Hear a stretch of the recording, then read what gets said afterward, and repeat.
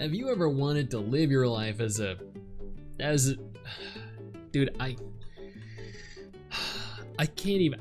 don't even want to read this. I'm looking at the description for the game and I cannot fathom in what world this game would appeal to absolutely any sane human being. Who wants to be isekai'd into a fantasy world as a mushroom? Legitimately a mushroom. I wish I were joking, but that right there is you. You are a freaking mushroom. I mean, the singular only redeeming feature I can imagine that could come from being a mushroom is that the waifus slide you into their mouth. But they also probably use a little too much tea, so that's definitely gonna become an issue. Hey, my name is Stix and welcome back to the worst gacha ever, a video series where I discuss a gacha and tell you guys what I thought in explicit detail as we attempt to find the worst gacha ever. If this is your first time here, consider subscribing to the channel and hitting that little bell notification. That way you remain up to date with every single thing that I post, and I post every Sunday. Do not miss out. Now go grab a vanilla Coke, a nacho cheese bag of Doritos, and let's jump right in. Isekai Slow Life is an idle RPG in every sense of the word. You take on the role of a mushroom as you slowly build up a town, populate it with people, build establishments, put those people to work, segregate the women and marry as many of them as possible, and produce as many heirs as you can fit into a single kingdom. And if there isn't enough room, you just build extensions onto it. Problem solved. Slow Life is admittedly a very hands-free kind of game. You don't require hands to play it, meaning you can click the home button, navigate on into your residence, be greeted by your cute little pet snuggled up all warm on her pillow, greet your family. We're all happy and willing to make sure you're well looked after, especially after a long, hard day at work running your village. The game loop is pretty simple. There's your village and a number of different establishments within it.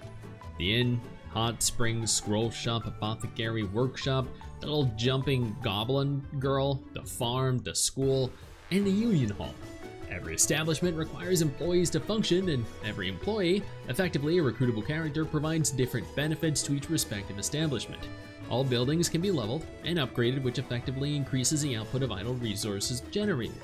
Most establishments are relatively self-explanatory and very basic in terms of functionality, which should be the slogan for this game. But the school was of particular interest to me, not because it teaches up-and-coming entrepreneurs the basics to get ahead in the world.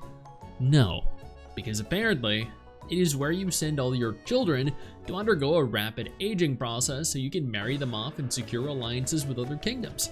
I'm not shitting you. This is 100% the entire purpose of this. Not only can you adopt random boys and girls off the street with the sole intention of marrying them off to other kingdoms, which in and of itself is a whole nother level of creepy, dude, but it is what you do with your own biological children as well. Legitimately. What the actual fuck were these dudes smoking? Navigating back to your home, you'll notice that there are a number of options towards the top of the screen. You're probably thinking to yourself, looking at that, well, you know what? That ain't too bad. Don't worry, we can make it so much worse. Ta-da! Now, I don't want to walk you through what every single one of these are, partly because I have had absolutely zero motivation to click them all, and partly because I don't think you ever will either. But let's talk a few important features that I think are worth discussing. You can skip the entire first row other than the Fountain of Wishes. This is one of the ways you go about obtaining characters, using the hero summon cost, these valiant insignias, providing you an SSR hero. As you can see, I possess 0. Here is the offer of art demons, which cost mysterious magic insignias, providing you an SSR hero. As you can see, I possess 0 of these as well. Shocking, I know.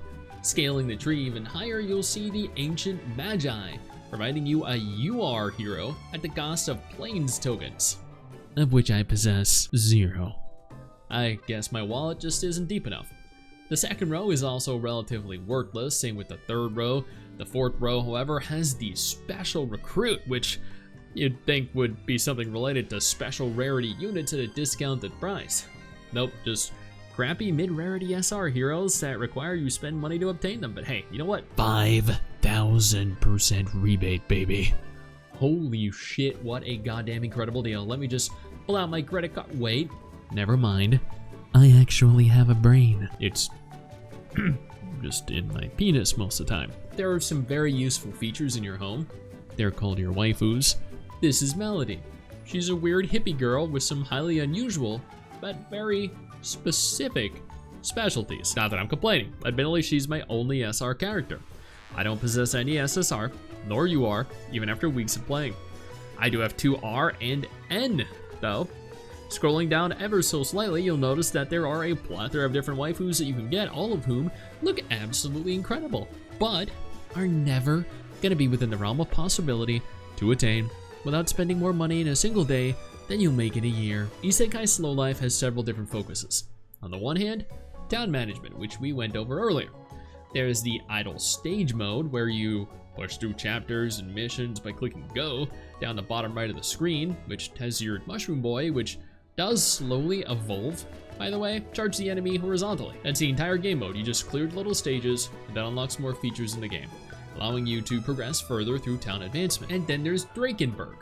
There are a few options here, admittedly. The Trading Post, Hall of Fame, Leaderboard, which we can pretty much ignore for now. Roaming is where we're going to pay particular attention to, because this allows you to freely explore the city in the hope that you'll run into a waifu.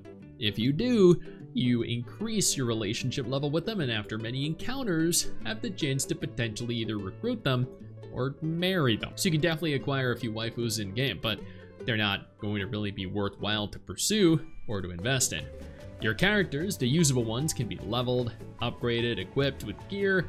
Once more, I have SR and below units because this game is absolutely, unabashedly pay to win. Don't even try to hide it. And that is Isekai Slow Life. A very simple, very basic idle gacha game that tries to milk more money out of you than Hallmark does every year for Valentine's Day. Now let's break down my rating. Content 2 out of 10. This is an idle game with very little to actually do other than try and get another cute waifu to take your seed and plant it in the garden to grow your children so you can marry off and build relationships with other nations, becoming a conquest-driven tyrant hell-bent on ruling the entire world. Difficulty 0 out of 10. There is none. It is really that simple. Free-to-play friendliness 0 out of 10. It's just, yeah, don't. You just don't. Gameplay 1 out of 10. Idle games can have fun gameplay. This does not. Graphics 3 out of 10. Some of the characters look good, but that's it. Everything else was, yeah, not good at all. Sound 2 out of 10. Damn, dude, I don't even recall what the music sounded like, and it's only been like a few hours. Story 1 out of 10. It's a basic idle game. Expect as much. Voice acting 0 out of 10. Yeah. World, though, 3 out of 10. The world was basic. Areas were copy-pasted. Not much lore. Not much in terms of world building. Fun 0 out of 10. I wish I had fun. Any kind of fun. This was a horrible, boring experience for me. Overall, I'd give this 12 mushrooms out of 100 real boys, or 1.2 out of 10. Holy crap. This game just, it pained me to even play, or watch, rather. Hey, where do you think you're going? I see what you're doing there. I see you navigating on over, scrolling on over to that X button. Don't you dare. What I need you to do is take a moment and click one of the videos that are about to appear as soon as I'm done talking. And trust me, you're gonna want it.